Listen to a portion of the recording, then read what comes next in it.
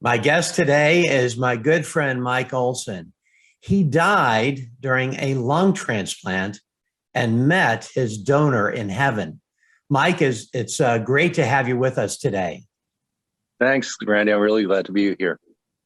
Mike, you and I have become good friends through this process. We both have had lung issues and have exchanged stories about our ailment, what caused us to succumb. But tell us what happened. I mean, my goodness, you had this event where you eventually met your donor in heaven. Yeah, I had a terminal lung disease called idiopathic pulmonary fibrosis, and I developed that in 2014. And it was actually a death sentence because there was no cure for this disease, and it would eventually take my lungs away. My lungs would deteriorate to the point where I couldn't breathe. So I was put on oxygen 24/7, and you know that was my life. And I was, really concerned about, what I should do with that situation or that information that was given to me that I had a terminal lung disease. And I kind of made a decision right away. I could be bitter about it, or I could be better and make a difference in the world in which I live. So I decided to just be proactive and to hear from the Lord first, what his take on the whole situation was. Doctors can tell us things about our bodies and our health, but it's ultimately God who is in control. And so I have a chapel in my backyard, and I went there and I said, Lord, okay, this is the information that's been given to me. What do I do here? I've stood in the pulpit as a preacher and preached on signs, wonders, and miracles, preached on healing. And yet I had this lung disease, terminal lung disease, and I was on oxygen. So when I went into my chapel, I just sat there, and then I said, Lord, what do I do? What do you want me to do? How do I deal with this situation that I've been given? And I just heard his voice so clear. And when we hear his voice, he gives us peace. And he said, just trust me. That's all he said. Just trust me. And I was scheduled at that time to go to surgery for an open lung biopsy to really see if, yes, in fact, the doctor made the right diagnosis. And the results came back, and yes, I was terminally ill. And so at that point, I just started trying to be an advocate for other patients, and also just get out in my community with other people who are dying of the disease, and try to help them. As a pastor, realize, we can live in faith and not fear, and that we could, make a difference no matter what we're given in life. We can make a difference with our lives on how we respond, because people are always watching our lives and seeing how we respond to the things, the adversities that come in our way. So. Yes. So you eventually had to obviously wait for that lung donor, Yeah. and then you got the call. Yeah, I You waited. I were waited 5 years on a 5 transplant list, years. and that's a long time. Wow. We always think, and I've always preached, that God answers our prayers, and He does, but it's kind of sometimes not in our own timing, right, or what we wish. And so I waited 5 years, but all during that time of waiting on a transplant list for an organ donor. That whole time I was in perfect peace, and supernaturally the Lord gave me such strength to go out and be a public speaker for lung disease, and to meet with politicians and celebrities to make a difference about this disease. And so, yeah, I waited 5 years on oxygen, very difficult way of life to live. And yet I knew that the Lord said, just trust me. And I had a peace that passes all understanding in my situation, that knowing that He was going to come through one way or another. And I always told my wife, I had three options before me. I could get a supernatural healing, and God does that and still does that today, or I would die from the disease, or I would get a lung transplant. And so I went to prayer because I had thousands of people praying for me. and believe in God for my situation. And yet it goes back to that still small voice. When you hear God's voice, it'll keep you in peace. And so I asked the Lord, what do I believe for? What is the plan here for this situation? And I heard clear as a bell, you're going to get a transplant. That goes against, to me, everything I preached from the pulpit. God can just supernaturally heal you, and he can. But for me, he chose to get a lung transplant. And I think his ways are higher than our ways, his thoughts than our thoughts. So I said, okay, Lord, I will agree that there's a pair of lungs out there that'll fit my body and that will eradicate the disease that was destroying my lungs. So, 5 years, and then I got a call. So, and what happened was we were waiting on that phone call, and so I was actually out in my art cabin where I was doing some folk art, and I heard the Lord again, his voice clearly saying, hey, put up all these art supplies. You're not going to have time for this. I thought that was it's kind of weird, like, why is he telling me something like normal, things that we do in our daily life, whether we're working or playing or doing whatever. And he said, put all that stuff up. So I said, okay, Lord. So I boxed it all up, and I thought, that's really strange. And I walked back to the house, and the phone rings, and my wife says, it's the transplant center. The doctor wants to talk to you. And so sure enough, we got on the phone and said, we have a match. We found a set of lungs, and you need to come in right away. So off to the hospital we went, packed, had a little to-go bag packed. For 5 years, I had a to-go bag packed. So always being ready for whatever, whenever I'd get that call. So we went off to the hospital, and they had to prep me, and the donor lungs, the person who died was actually being kept alive, until the transplant took place. And, so there was like a lot of time in between waiting. And so they prepped me, and then I was in the hospital, and that next morning is when the transplant took place. So. So this was obviously a tragedy that ended this young man's life. And Yes. you are now on the operating room table, and Right.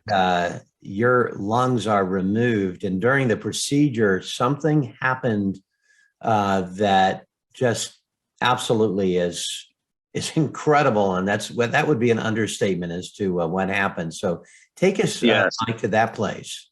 Okay. So I remember them. I was going into this elevator and going down into the OR department, and I hadn't gotten any medications yet, and so they wheeled me in and then put the mask on for the anesthesia, and that's the last thing I knew in the natural. But as I was on the table and they were operating, it's a long surgery. It's a 12-hour surgery, so it was a long process. And so as they were operating, and as they were, what happens was they hook you up to a heart and lung machine, and the machine breathes for you because your lungs are being removed. And so at that point, they had gotten the new lungs in, and they thought everything was, going according to plan. But obviously there was a problem. And I was on the table, and all of a sudden I felt myself lifting off the table, out of my body. And I thought, wow, this is weird. And you can see the doctors working on you.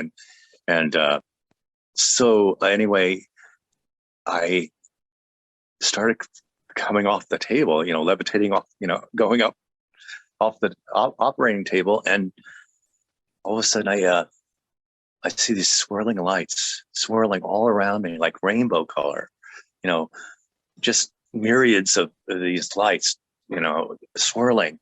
And all of a sudden I looked, and I hear these voices, beautiful singing voice in there.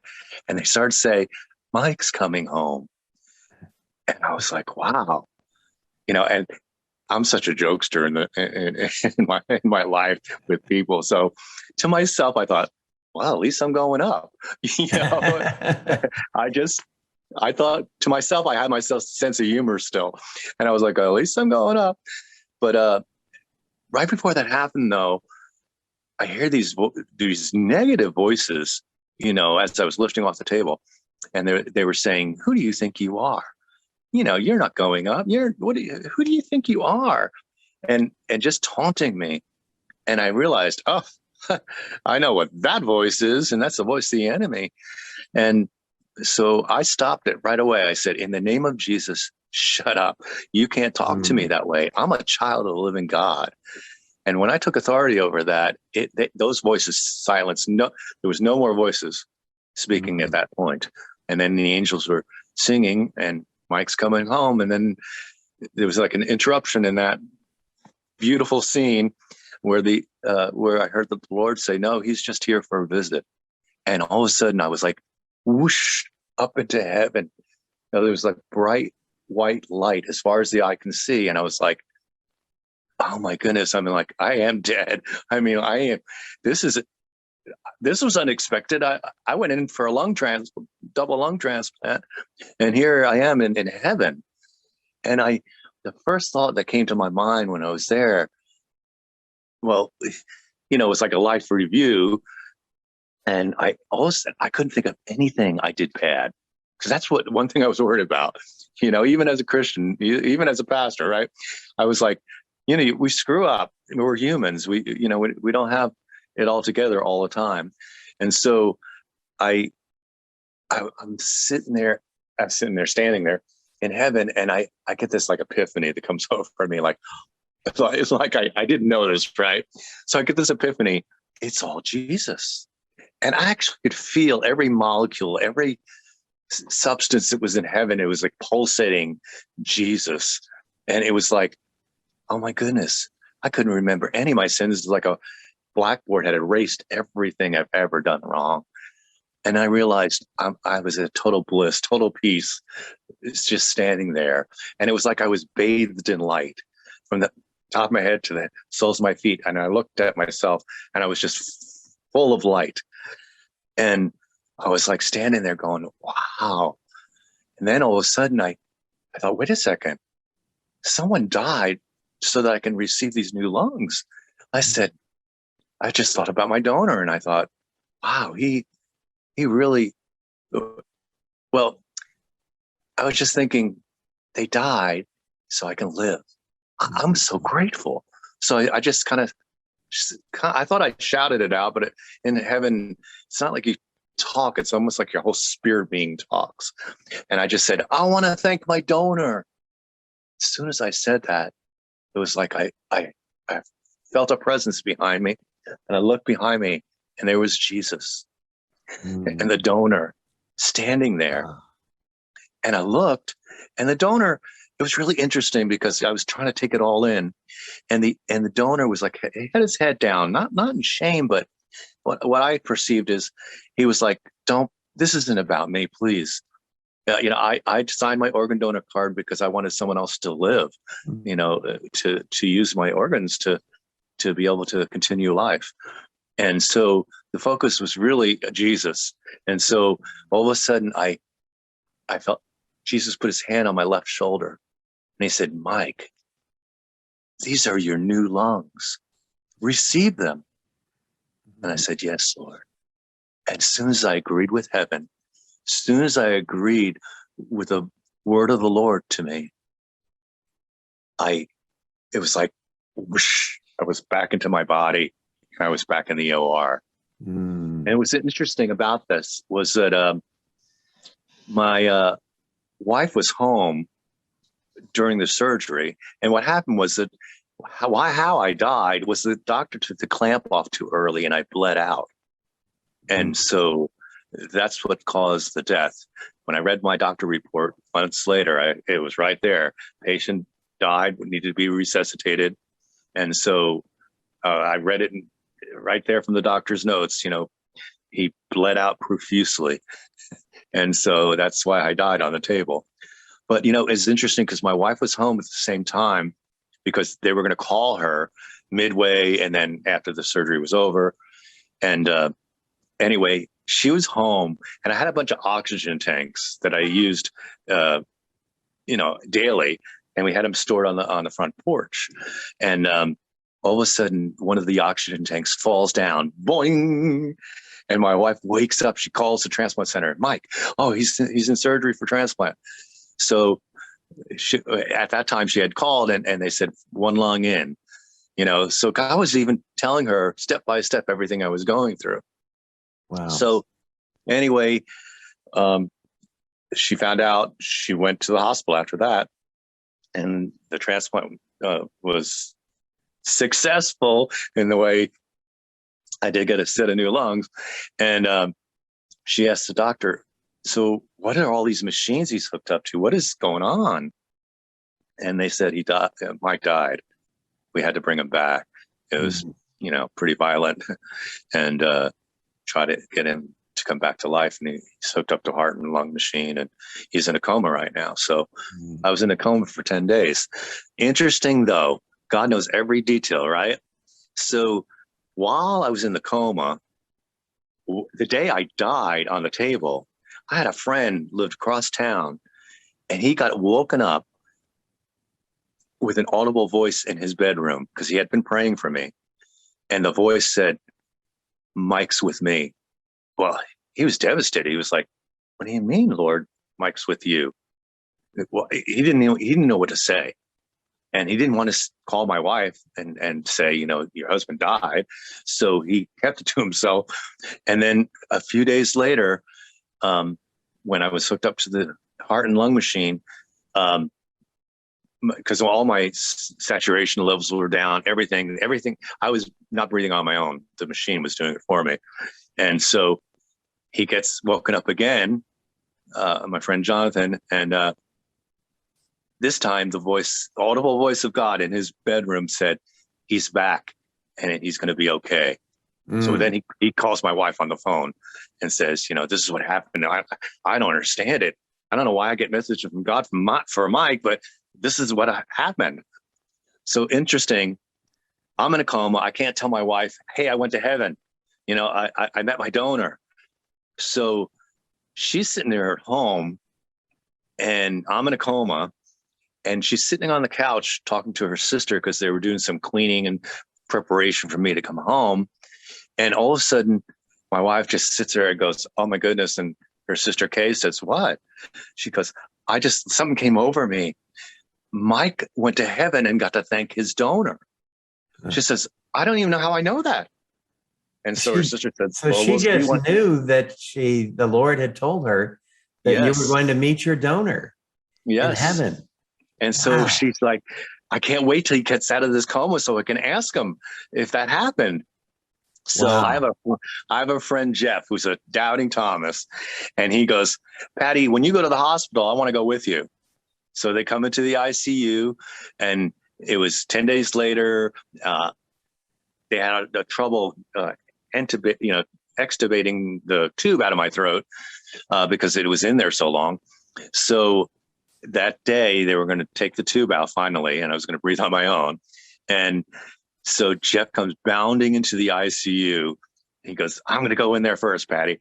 So he goes in and he goes, I'm like coming out of this. The tube just got out of my throat. I'm talking like 3 octaves lower, like, hey, and, so Jeff goes, Mike, when you were out there in the Netherlands, like, did you experience anything? And in my groggy voice and my, trying to talk for the first time, I said, yeah, I died and went to heaven. I got to thank my donor. Well, his eyes got big as, really big, and turns to Patty, and Patty's like, wow, I knew that. And they start dancing around the ICU because the Lord had already told her. So he had heard also from the Lord that you had gone to heaven and met your donor. So Mike, I've got to ask you this question because you met the angels in heaven against a rainbow backdrop. And then something happened to you when you were discharged from the hospital after being in a coma, where you saw an angel again. Tell us about that.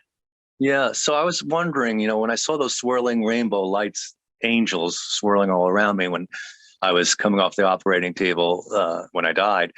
When I got home, I kind of looked it up and I thought, I always try to confirm things with the word. And in Revelations, it says, and I saw an angel with a rainbow over its head. And I realized they do exist. But anyway, I had come home from the hospital and I was in my bedroom, and it was kind of a lot to take in to get used to. Take out a lot of medicines, anti-rejection medicines, and just being home alone because my wife had to go back to work. And so I'm in my bedroom, laying in the bed, and all of a sudden I was thinking about heaven. Anytime I talk about this experience, it kind of manifests all over. Same feelings I had when I was in heaven when I talk about this experience comes. So I was in my bedroom, and all of a sudden this angel appears, like from the floor to the ceiling. It was a huge angel and just staring at me. And I looked, and then it disappeared. And I said, Lord, what was that? And he said, those angels are still watching after you, Mike. And I just realized, wow, it's not only that I saw them in heaven. He brings one into my bedroom when I'm recuperating from double lung transplant. And I thought, this is an awesome God who manifests themselves in signs, wonders, and miracles in everyone's lives. And we need to be expecting more like that. We read it in the New Testament, angels appeared all the time and spoke to people and escorted them places. And so it should be our natural, supernatural experience as Christians. So I love that, Mike. And I love the fact that when you were in heaven, and this is something I can empathize with, that your attention was on Jesus, and everyone around was telling you or encouraging you to stay focused on that. But you didn't have to be told, did you? Because you were immersed in the presence of Jesus. And then he sends you an angel to confirm again, and that during this entire time, that the Lord was expressing to you the need to trust him. Yes, which is not and to send it natural. and to send an angel like that, why? Because he loves us. He wants to know. He wants all of us to know. I have myriads of angels that are continually available. It says that angels are sent to minister to those who are heirs of salvation. That's you and I. Yes, and they have. I tell everyone, I keep my angels busy. Seriously, I mean, you do. I've had 60 surgeries on my bronchial tubes in the past 3 years, and I just go, "Come on, guys, we're going for another adventure here. I need your help."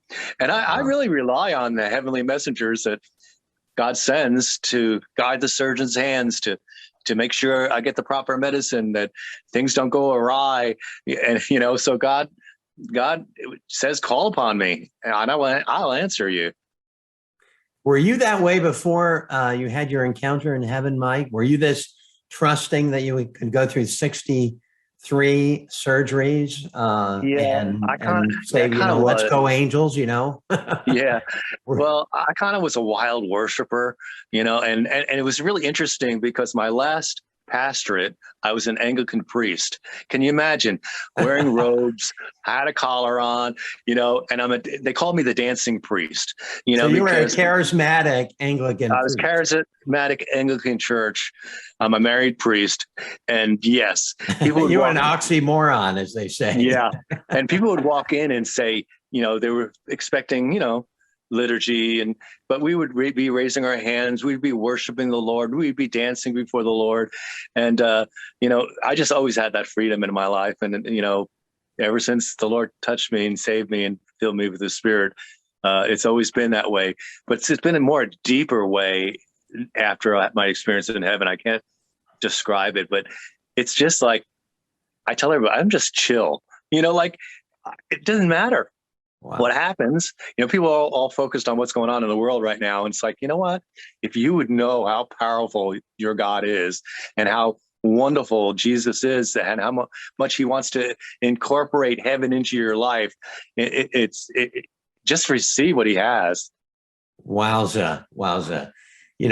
One last question, a quick one, Mike, and that is, have you ever met the family of your donor here in this world? No, but we are told to write letters to our donor family through the Transplant Center.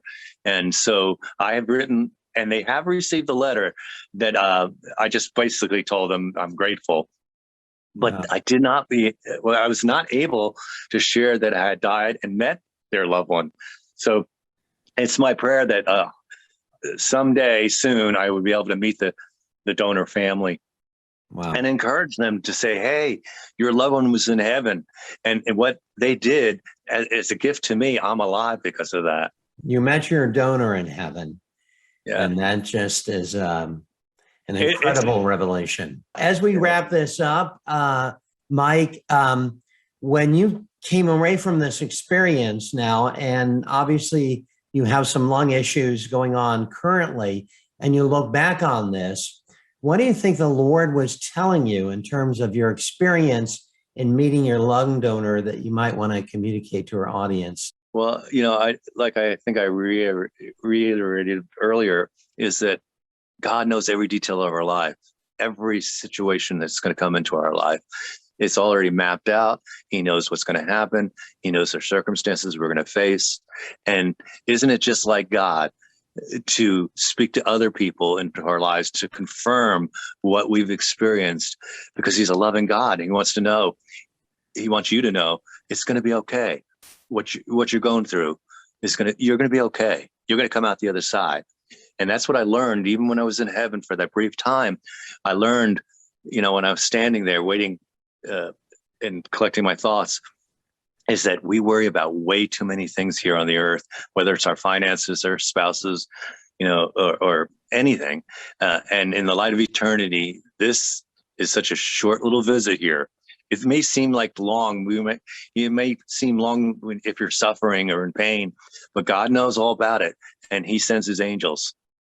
That's a very poignant word, and that deserves a praise the Lord, Mike, because our guests come back from heaven oftentimes with a message for those who are living today. Yes. So the message for those who are in Yeshua, Christ the Lord, is this: be of good cheer, because heaven is in your future. Thank you again, Mike, for joining us today. And take care. God bless. Until next time. Thank you for watching this episode of Heaven Encounters. If you'd like more information, you can go to Randy K Ministries at randyk.org. Take care and God bless.